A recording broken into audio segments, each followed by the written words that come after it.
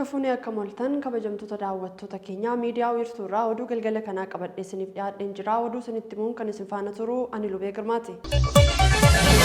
Ministeerri muummee Federaalaa Dr. Abiy Ahmed biyyoota ayyaana qillee har'a kabajanii fi ergaa hawwii gaarii dabarsanii jiru. Dr. Abiy ergaa gama miidiyaa hawaasummaa isaaniitiin dabarsaniin kanneen har'a ayyaana qillee kabajan michuuwwan Itoophiyaa hawaasa diyaaspooraa fi dhalattoota Itoophiyaa sadarkaa idil addunyaatti argamaniif yeroo ayyaana qillee gaarii akka ta'u hawwii gaarii qaban ibsanii jiru. Pirezidaantiin mootummaa naannoo Hararii obbo Ordiin Baadirii hooggantoota hojii mootummaa adda addaatiif muudama kennaniiru. Haaluma kanaan obbo Geetuu Wayyeessaa sadarkaa pirezidaantii ittaanaatti gorsaa gurmaa'inaa fi hirmaannaa uummataa akkasumas aadde Roozaa Umar pirezidaantii ittaantuu naannichaa fi hooggantuu biiroo misoomaa fi qonnaa naannichaa taasisuudhaan muudanii jiru. Hospitaalli Kompireensivii Speeshaalaayizd Kaarl Mattuu dhaabbata piroojeektii Arar Itoophiyaa jedhamu waliin ta'uudhaan daa'imman hidhii fi laagaa baqaqaa ta'anii fi tajaajila baqaqsanii yaaluu bilisaan kennee jira. Maatiin daa'imman tajaajila argatanis daa'imman isaanii yaala bilisaan argachuu isaaniitti gammaduu kan ibsan yoo ta'u, hojii gaggeessaan Hospitaala Kompireensivii Speeshaalaayizd Kaarl Mattuu Dr. Soolaan Baqqalaa hospitaalichi baran hojii kennaa tajaajila lammummaatiin namoota 20,000tiif tajaajila yaalaa kennuudhaaf hojjechaa jiraachuu ibsanii jiru. Finfinneetti addaan citee kan ture to'annaan iddoo tokko tokkotti afuura konkolaachiftoota irratti taasifamu torbee dhufu akka jalqabu abbaan taayitaa maaneejimentii tiraafikaa Finfinnee beeksise. Abbaa taayitichaatti daayirektarii to'annoo tiraafikaa fi bulchiinsa taatee obbo Ayyeloo Abdiisaa tajaajila oduu Itoophiyaatiif akka ibsanitti weerarri COVID-19 mudachuu isaatiin to'annaan afuura dhugaatii konkolaachiftoota irratti taasifamu dhaabatee ture.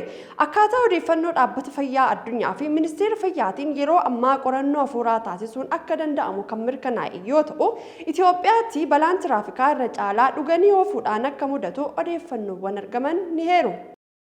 Oduu biyya alaatiin ammoo ministeerri muummee Israa'el Benjaamin Netaniyaahuun waraanni biyyi isaanii Gaazaatti gaggeessaa jiru gatii baay'ee ulfaataa akka isaan baasisaa jiru dubbatan.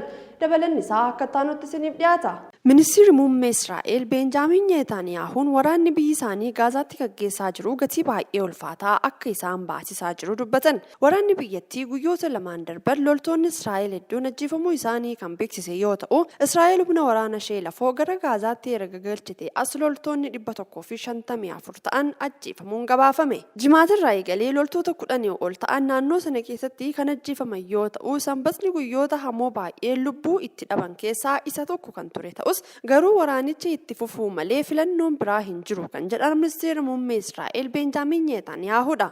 Kun osoo kanaan jiru ministeerri fayyaa Gaazaa kan Hamaasiin hoogganamu yeroo darbee kaampii baqattoota irratti haleellaa raawwatameen namoonni 70 ajjeefamaniiru jechuun isaa ni yaadatama. Gaazaatti onkoloolessa torba irraa eegalee namoonni 20,000 ol kan ajjeefaman yoo ta'u, irra caalaan isaanii dubartootaa fi daa'imman akkasumas namoonni 54,000 ammoo madaa'uun gabaafamee jira. Loltoota Israa'el yeroo dhiyoo asitti du'an ilaalchisee yaada kennaniin ministeerri Netaniyaahuun guyyoota lolaa baay'ee rakkisaa Gaazaa keessatti taasifameen booda guyyaan kun guyyaa rakkisaadha jedhan. Garuu humnoonni isaanii hanga dhumaatti humna guutuudhaan akka itti fufan ibsuudhaan kaayyoo Hamaas dhabamsiisuu fi namoota butamanii Gaazaa jiran nagaan akka deebi'an mirkaneessuu irra deebi'anii dubbatanii jiru. Wanti ifa ta'uu qabu waraanni kun yeroo dheeraa fudhata kan jedhan ministeerri muummee Israa'el itti dabaluunis ibsa addaa kenneen humni waraana Israa'el duula hanga har'aatti gaggeessaa turen loltoota Filisxeem 8,000 ol ajjeesuu gabaasee jira.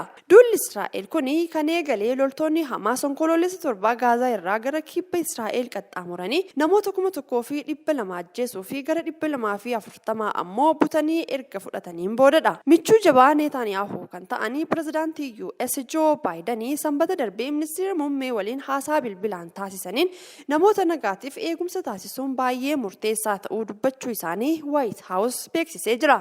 Hooggantoonni lamaan dhukaasa dhaabuun Hamaasiif carraa kan uumu akka ta'e waan walii galaniif namoota nagaaf eegumsa taasisuudhaaf dhukaasa dhaabuun akka filannootti hin kaanes jedhamee jira. Torban darbee gara dhuma dhaabbata biyyoota gamtoomanitti manni maree nageenyaa gargaarsi namoomaa gahaan Gaazaa akka seenu yaada murtee dabarsullee waliigaltee dhukaasa dhaabuurra haa ga'amu jedhamus garuu osoo waliif hin galamiin hafee jira. Guyyoota darban keessaa Maasiriitti humnoota wal waraanan lamaan waraanicha yeroof akka dhaabaniif yaalii walitti fiduuf taasifamaa ture. Osoo hin milkaa'in hafuun isaas gabaafamee jira. Kan daawwachaa turtan miidiyaa wiirtuurraa oduun galgala kanaaf qabannee dhiyaanne kana fakkaata. Nu daawwachaan waliin turuu keessaniif hedduu isin galateeffannee miidiyaa wiirtuurraa qophiilee hafan waliin turtii gaarii.